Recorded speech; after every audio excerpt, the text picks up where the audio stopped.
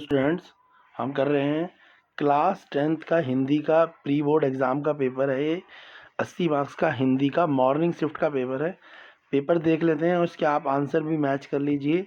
आज पेपर हुआ था ये हिंदी का, देख लीजिए। मॉर्निंग शिफ्ट का लड़कियों का पेपर है, तो इसमें गद्यांश आया था, अपठित गद्यांश था। इसमें ही मैक्सिमम इसके आंसर्स भी थे। जो कथन है, कारण है, सारे ही आपको इस अपठित गद्यांश में देखने को मिलेंगे। आंसर मैच कर लीजिए।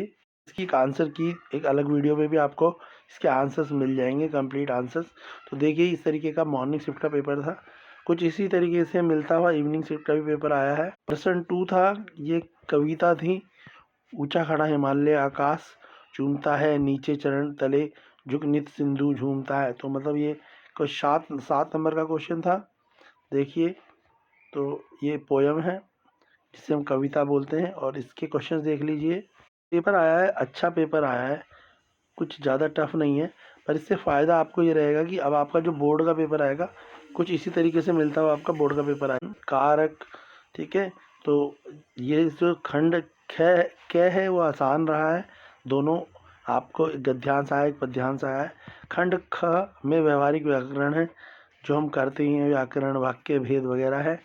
4 नंबर के हैं। मतलब ऐसे कई क्वेश्चंस हैं, देख लीजिए कैसे पेपर है। हिंदी का पेपर है ये मॉर्निंग शिफ्ट का, और इसके आंसर्स भी आप मैच कर सकते हैं।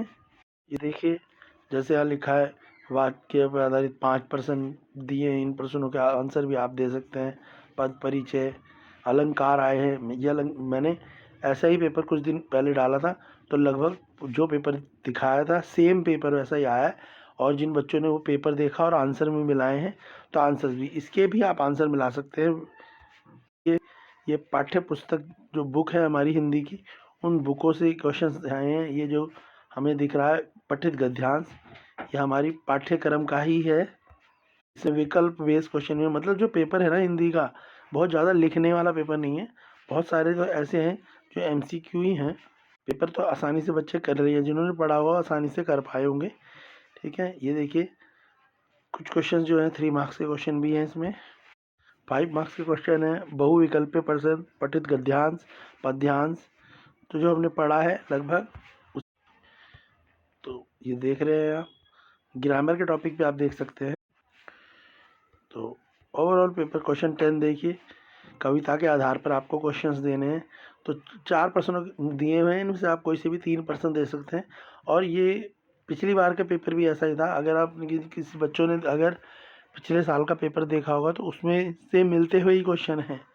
ठीक है, और जो अभी हमने प्री बोर्ड का पेपर कराया था, उसमें भी एग्जैक्ट क्वेश्चन नहीं था, मगर लगभग सेम ही क्वेश्चन आए हैं। आप अपने आंसर मैच कर सकते हैं।